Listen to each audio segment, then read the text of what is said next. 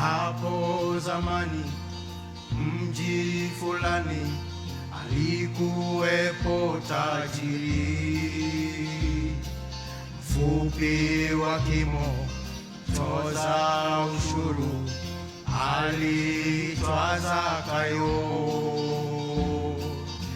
Alisikia habari za Yesu, akatamani amwone.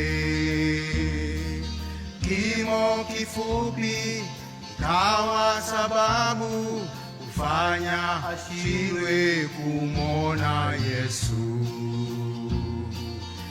Aliamua kupanda mkuyu akutane na Yesu. Hakutazama kimo cha umbo kuwa ni changamoto.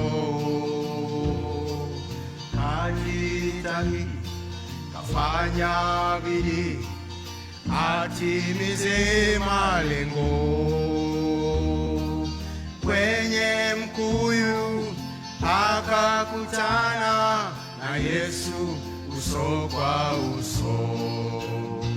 Nami nitaupanda mkuyu,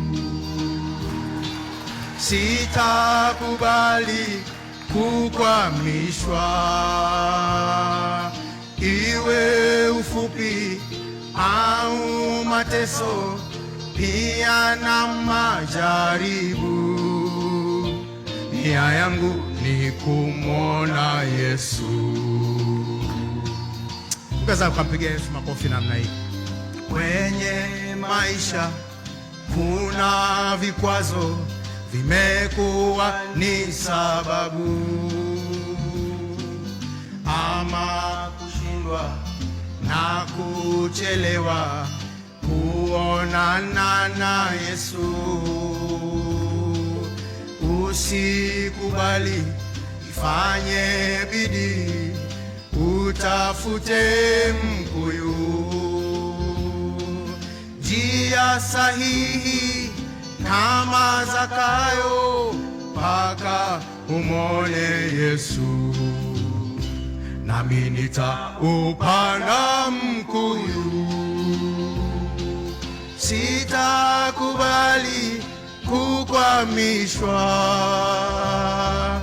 iwe ufupi au mateso, pia na majaribu.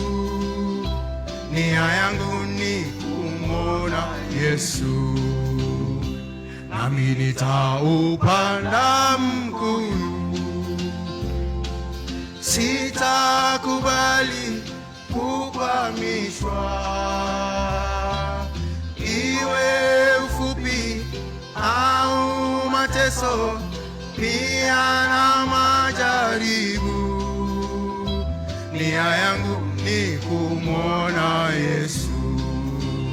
Mshangilie Yesu kwa makofi mengi na vigelegele.